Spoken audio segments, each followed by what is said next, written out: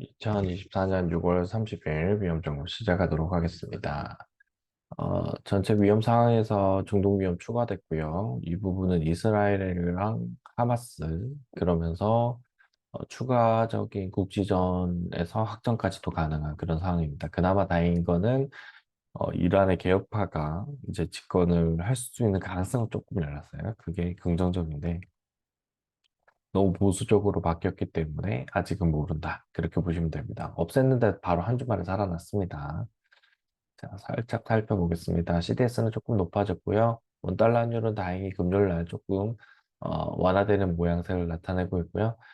금리는 지난달 그 5월 기준에서 4월보다는 높아졌다. 그렇게 보시면 될 것 같고, 전반적으로 프로젝트 파이낸스 그 연착륙 대책을 계속 말하고 있다는 것 자체가 여기서 터질 수 있다는 걸 역설적으로 이야기한 거다. 그렇게 보시면 됩니다.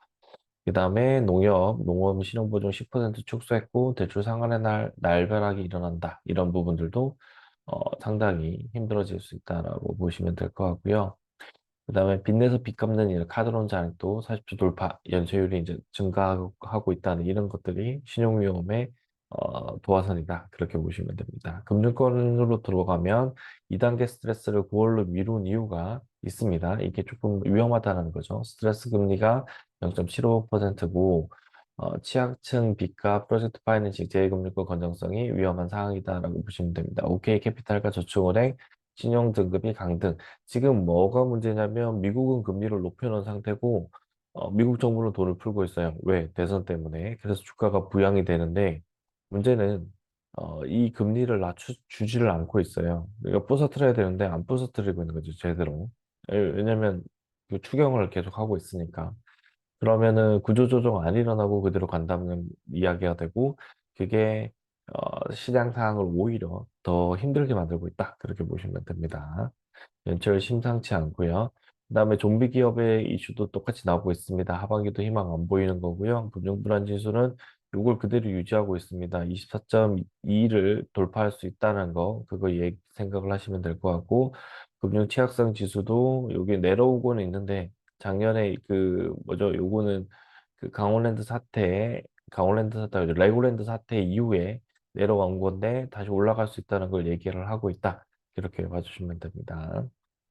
리세션 경기 침체인데요. 경기 침체는 일어나야 이게 그 디플레가 한번 오거든요. 그럼 디플레가 한번 오면은 인플레가 잡혔다는 시그널이라고 하면서 돈을 풀거든요. 그렇게 갑니다. 그렇게 보시면 될 것 같고 국제 공조는 사실상 전쟁 때문에 힘든 상태고 공매도 금지는 지속되고 있죠. 내년도까지. 근데 우리나라가 추경을 안 하죠. 건전재정에 함정에 빠져가지고 미국도 건전재정 안 하고 일본도 건전재정 안 하는데 우리나라만 하고 있어요. 이 함정에 빠져 있다라고 보시면 됩니다. 경기 침체 잘 대비가 돼야 된답니다. 제도은행들은 잘 대비를 하고 있다라는 걸 얘기를 하고 있지만 이게 역설적으로 위험한 상황이다라고 보시면 되고요. 건설업 영업이익률 3%, 2년 만에 반토막이라고 했지만 호경기와 불경기의 현상이고 이게 마이너스가 될 때가 위험해진다라고 보시면 됩니다. 건설 기계 경비 전년보다 감소가 일어났고요. 지금은 조금 보수적으로 현금 보유할 때가 맞는 것 같아요. 저는 대선 전후에 한번 충격이 올 거고 그때가 11월에 딱 올 거잖아요. 11월은 바이의 11월이거든요. 물론 이번은 조금 리스크가 있지만 대선 끝나고 난 다음에 시장의 위험을 한꺼번에 터뜨릴 수도 있다. 그렇게 보시면서 시장 대응하시면 되거든요. 그래도 시장이 부서지는 거 보고 들어가면 늦는 건 아닙니다. 그렇게 보시면 되고요. 일본 금리 인상, 이 제일 중요할 겁니다. 엔화가 이렇게 뚫려버리고 미국채 금리 뛰었고, 이제 그 추가 긴축이 불가피할 거고, 금융시장 변동성이 올라갈 거다라고 보고 있고요. 단기 금리 인상 가능성을 논의할 거고, 요럴 때까지, 지금 이 상황이 될 때까지 왜 못했냐? 미국이 조금만 참아달라라고 하는 거예요. 대선 때까지만 참아달라. 그걸 꾹 누르고 있는 거거든요. 미국이 지금 자기들만은 실리콘 은행 파산, 실리콘뱅크 은행, SV뱅크 은행 사태를 통해 가지고 돈을 풀고 있어요. 국가는 풀고 있고 금리는 고금리를 유지하고 있는 상황이죠. 그러면 국가는 빚을 계속 질 거고 이 고금리 상황을 유지하면 더 세수가 악화되겠죠. 이런 시장이라고 보시면 될 것 같습니다. 그래서 믿지 마세요. 시장을 믿지 마시고 지금은 보수적으로 익절이 발생 가능하면 익절하는 구간이다라고 보시면 됩니다. 우리나라도 미국처럼 올라가면 좋겠지만 조금은 힘들어지는 구간으로 갈 수 있다. 그렇게 보시면 될 것 같습니다. 자, 부동산입니다. 부동산 경기 침체에서 위기 방지 기금을 마련했다. 이건 프로젝트 파이낸싱에 우리나라도 이후에 이런 것들도 필요하다라고 보시면 되고요. 첩첩산중이고, 그 다음에 조세 배분 재조정을 예상을 하고 있어서 이런 부분이 있고요. 청산소송도 연기를 하는 이유도 결국에는 부채가 많기 때문에 연달아 다 도미노 현상을 막으려고 하는 겁니다. 미국의 일부 지역에서도 불기시로 나왔고 4개월 만에 이제 해외 부동산 부실 이런 것들도 동일하게 나오고 있습니다. 일단 고금리가 큽니다. 빚져서 이게 월세 기준으로 돌아가는 미국이기 때문에 고금리가 되면은 이 세부담이 더 커진다라는 거.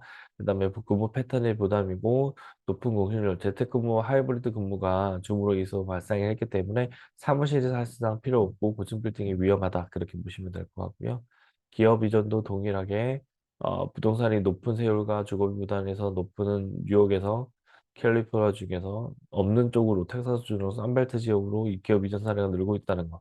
이런 부분들도 전반적으로 기존에 있는 고층 빌딩들이 부실화되어 가고 있고 그거를 산 개도국들의 투자 회사들은 위험해질 수 있다는 걸 보여주는 거라고 보시면 될 것 같습니다. 이게 한꺼번에 터지지는 않을 거고 꽝 하고 한번 충격파가 여러 군데 터지면서 시그널이 나오면서 타다닥 터질 것 같아요. 그런 부분 조심스럽게 보시면 될 것 같습니다.